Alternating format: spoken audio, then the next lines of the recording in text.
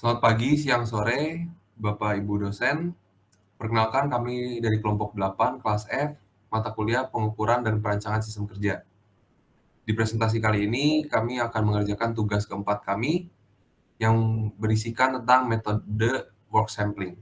Next. Sebelumnya, perkenalkan anggota kelompok kami. Yang pertama ada Abraham Orlando Rorong, yang kedua ada Mrs. Justina Ghazali, yang ketiga ada Marcel, yang keempat ada Samuel, dan yang terakhir ada Timothy.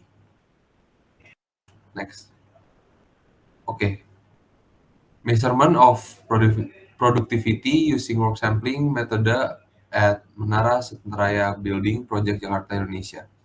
Jadi ini pengukuran produktivitas dengan menggunakan metode work sampling pada proyek gedung Menara Sentraya Jakarta Indonesia. Next.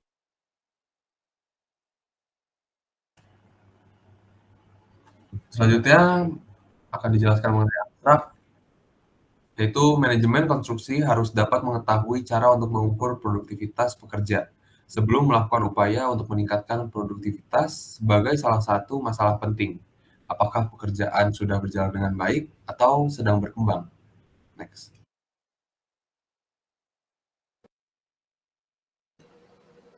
Lalu tujuan penelitian jurnal ini sendiri untuk menganalisis produktivitas tenaga kerja dengan menggunakan metode work sampling yang digunakan untuk mendapat nilai labor utilization rate.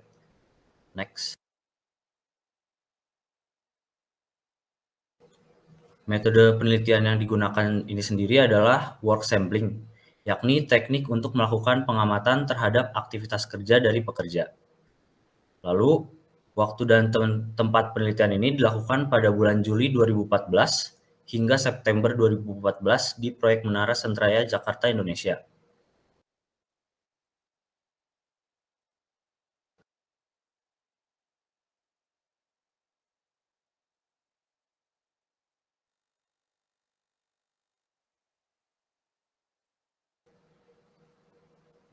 Lalu ada alat dan bahan yang digunakan yaitu stopwatch, kamera, tape recorder, komputer, shop drawing, dan absensi fingerprint.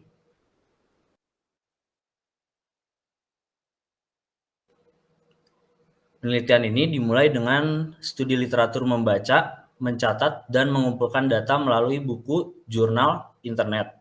Kemudian dilanjut dengan studi lapangan untuk mengukur produktivitas tenaga kerja di sektor konstruksi dengan cara studi lapangan dengan field rating, work sampling, 5-minute rating, dan tahap terakhir adalah analisis dan membuat kesimpulan hasil penelitian. Next. Selanjutnya akan dijelaskan mengenai work sampling. Dan berikut merupakan langkah-langkah untuk melakukan metode work sampling yang dimulai dari yang pertama itu adalah klasifikasi aktivitas pekerja dalam 3 aktivitas. Yang kedua, mencatat hasil pengamatan. Yang ketiga, mengambil data observasi secara acak. Yang keempat, nyatakan pekerja ke dalam klasifikasi aktivitas pekerja. Kelima, pengembangan data dengan mengumpulkan observasi lapangan. Dan yang keenam, menghitung persentase aktivitas. Next. Kegiatan dibagi menjadi 3 jenis, yakni pekerjaan efektif atau produktif, yakni yang berhubungan langsung dengan proses konstruksi, berhubungan langsung dengan hasil akhir.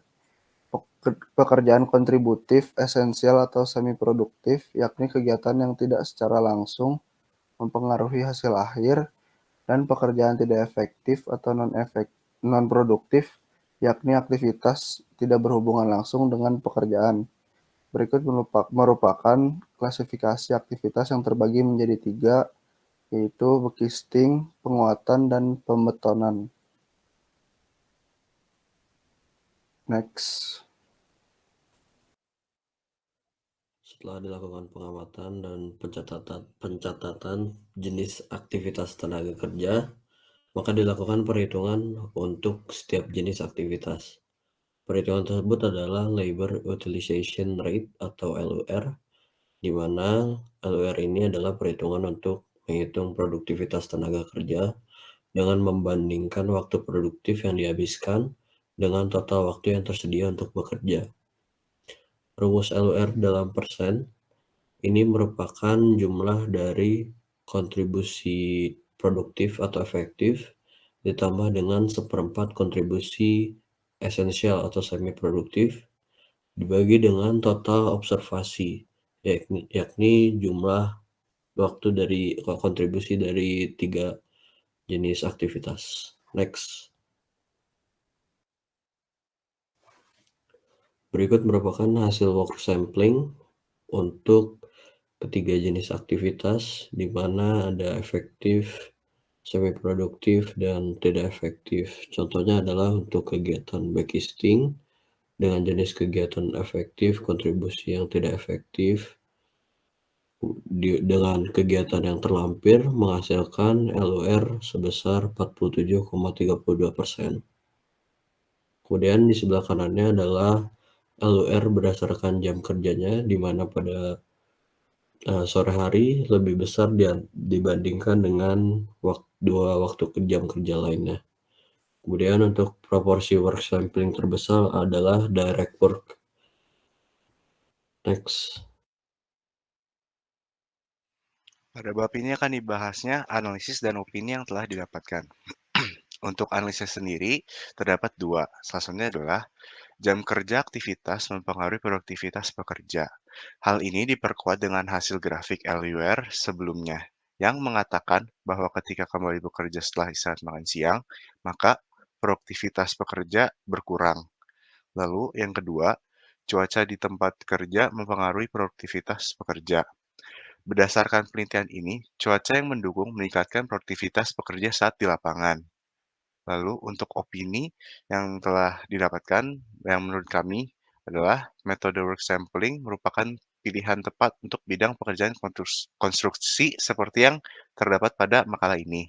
Dengan metode work sampling, pihak manajemen dapat melihat kegiatan mana yang perlu diperbaiki dan dikembangkan, sehingga produktivitas pekerja akan lebih baik. Lalu yang kedua, waktu merupakan hal penting dalam pelaksanaan aktivitas dan kinerja pekerja, seperti berapa lama pekerja tersebut bekerja dan berapa lama jam istirahat yang diberikan. Lalu lanjut kepada kesimpulan. Kesimpulan yang telah didapatkan dan ditarik dari makalah tersebut adalah work sampling dapat diterapkan kepada beberapa banyak situasi. Pada jurnal ini, dihitungnya produktivitas pekerja proyek pembangunan tentu saja dapat digunakan pada pekerjaan lain dengan tujuan yang diinginkan.